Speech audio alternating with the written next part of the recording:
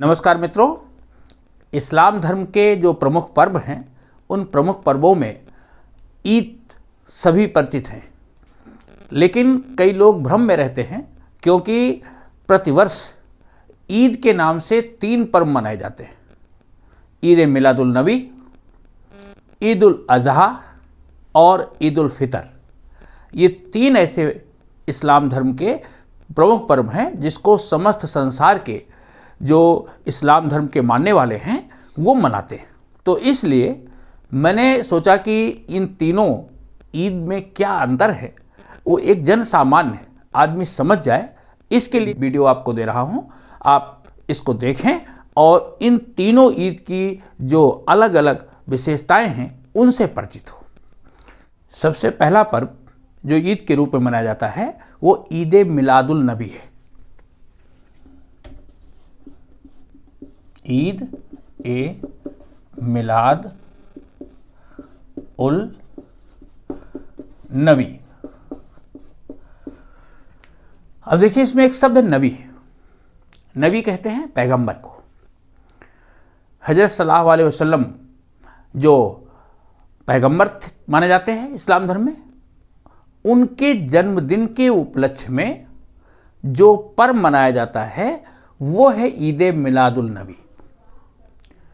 हजरत मोहम्मद साहब इस्लाम धर्म के 25वें और अंतिम पैगंबर थे।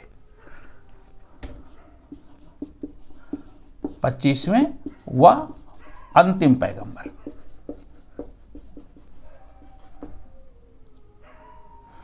ओके, इससे पहले 24 पैगंबर और हो चुके थे। कुरान शरीफ में और भी पैगंबर और नबियों का उल्लेख है। सबसे पहले पैगंबर के रूप में अलैहिस्सलाम आदम से शुरुआत होती है और जो हजरत मोहम्मद साहब तक जाती है। तो इस तरह ये अंतिम पैगंबर के जन्मदिन के उपलक्ष्य के रूप में मनाया जाने वाला पर्व है।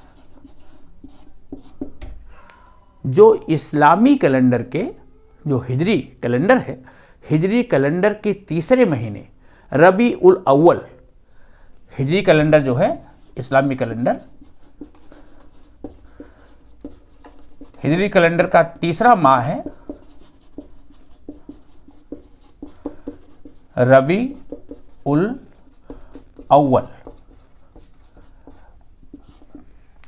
रबी उल अव्वल के 12वें दिन इस पर्व को मनाते हैं। यहां एक बात मैं स्पष्ट करना चाहता हूं, जो शिया धर्म के लोग हैं वो इसको रबी उल अव्वल के 17वें दिन मनाते हैं। शिया पंथ के लोग, शिया समुदाय इसको 17th डे, रबी उल अव्वल के 17th डे को मनाते हैं। ये अंतर है। हजरत मोहम्मद साहब का जन्म मक्का में हुआ था। हजरत अब्दुल्ला उनके पिताजी थे और उनकी माँ अमीना जी थी। इस पर्व को एक और नाम से भी जानते हैं, 12 वफात।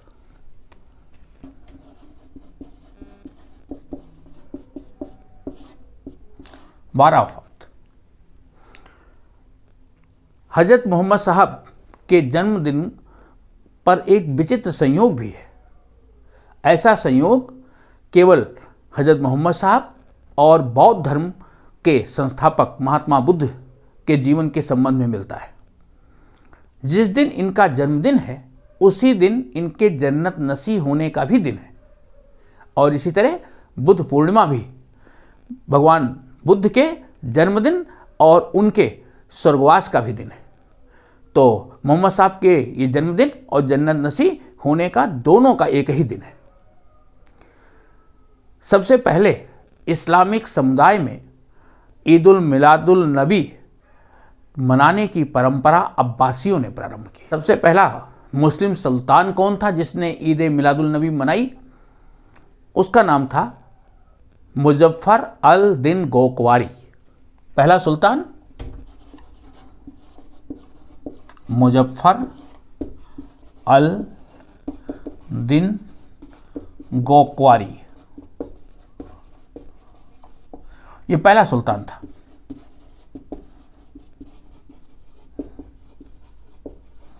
जिसने ईद मिलादुल नबी बनाना प्रारंभ किया। तो इस तरह अब्बासियों के समय से प्रारंभ हुई और ये प्रथम सुल्तान ईद मिलादुल नबी को मनाने वाला था। इस तरह ये प्रथम सुल्तान था जिसने ईद मिलादुल नबी को मनाया। अब दूसरा जो प्रमुख पर्व है वो है ईदुल अज़हा।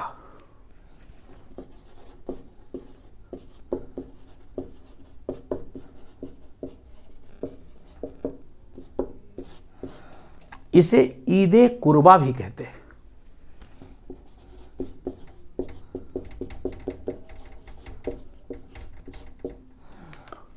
कुर्बा ये शब्द है कुर्बानी का त्यौहार, कुर्बानी का पर्व, त्याग का पर्व। इस्लाम धर्म में ये त्याग के पर्व के रूप में मनाया जाता है। और इस पर्व की शुरुआत कैसे हुई? इस्लाम धर्म में ऐसी मान्यता है कि हजरत इब्राहिम और उनकी पत्नी हाजरा को अल्लाह ने परीक्षा लेने के लिए कहा कि आप अपने सबसे प्रिय वस्तु को कुर्बान करें। हजरत इब्राहिम का जो बेटा था इस्माइल, उससे अजीज तो उनके पास था नहीं कुछ, तो हजरत इब्राहिम ने अपने बेटे इस्माइल को ही खुदा के लिए कुर्बान करने के लिए तैयारी कर ली। लेकिन अल्लाह तो उनकी परीक्षा ले रहे थे। हजरत इब्राहिम ने जब इस्माइल को कुर्बान करने की कोशिश की तो अल्लाह ने हजरत इब्राहिम की जो सच्चाई थी और जो उनकी त्याग की भावना थी उसकी उन्होंने परीक्षा ले ली और उनके पुत्र इस्माइल को बचा लिया। तो अपने पुत्र को कुर्बान करने के लिए भी वो तैयार हो गए खुदा की राह में।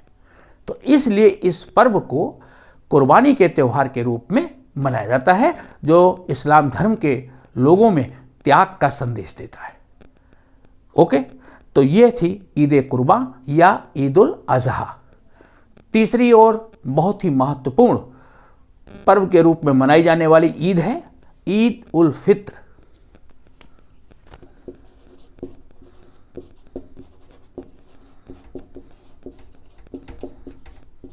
ईद उल फित्र, ईद उल फितर इसको कहते हैं। इस्लाम में जो पर्व हैं उनको मनाने का चलन चंद्र कैलेंडर के अनुसार होता है, चंद्रमा को देख करके होता है। जो हिजरी कैलेंडर है वो चंद्रमा पर आधारित है। तो इस्लामिक कैलेंडर के 9वें महीने रमज़ान का जो महीना है, रमज़ान उल मुबारक, रमज़ान के महीने में ये पर्व मनाया जाता है। रमज़ान में जो मुस्लिम समुदाय के लोग हैं वो रोज़ा रखते हैं, कुरान का पाठ करते हैं। ये नेक नीति और आत्मा को शुद्ध करने का माह माना जाता है। तो रमज़ान का महीना अकीदत का महीना है, खुदा की इबादत करते हैं और बरकतें मांगते हैं। तो रमज़ान के महीने भर रोज़ा रखने के बाद रोज़ेदार जब चंद्र का दर्शन करते हैं, चांद को देखते हैं, तो सब्बाल महीना जो इस्लामी कैलेंडर का 10वां महीना है उसके पहले दिन रमज़ान समाप्त होता है और सव्वाल का पहला दिन, उस दिन ईद उल फित्र मनाया जाता है। तो ये इस रमज़ान के बाद इस्लामिक कैलेंडर के 10वें माह में पहले दिन मनाया जाने वाला पर्व है। तो इसे ध्यान रखें, सव्वाल माह के पहले दिन, प्रथम दिन। रोजे के पश्चात जो अकीदतमंद लोग हैं वो रोजेदार ईदगाह में जाते हैं और सामूहिक नमाज का पाठ करते हैं। और ईद उल फित्र का एक विशेष रिवाज है फितरा देना। फितरा मतलब ऐसे गरीब लोगों को दान देना जिससे उनकी भी ईद अच्छे से हो सके। तो फितरा देना भी ईद उल फित्र से जुड़ा हुआ ये कार्य है। जो ऐसे दानिशमंद लोग हैं, जो अमीर लोग हैं, वो गरीबों को खैरात देते हैं, दान देते हैं, जिससे कि वो सब लोग खुशी खुशी ईद का जश्न मना सकें।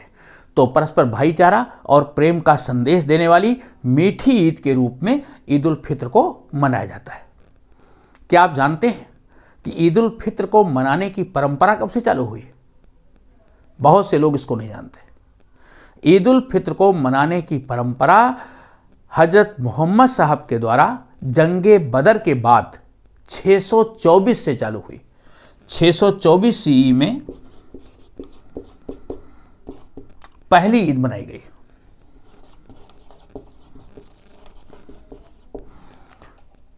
623 में जंगे बदर हुई थी।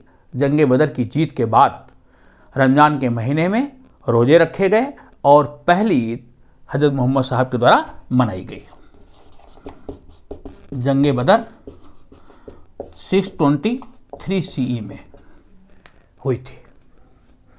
तो ये ऐतिहासिक सच बतलाते हैं कि पहली 624 सीई में मनाई गई। तो मित्रों, तीनों ईद में क्या अंतर है आपने इस वीडियो के माध्यम से देख लिया होगा। आपको वीडियो कैसा लगा आप अपनी प्रतिक्रिया भी देंगे। चैनल को लाइक था सब्सक्राइब भी करेंगे। थैंक्स।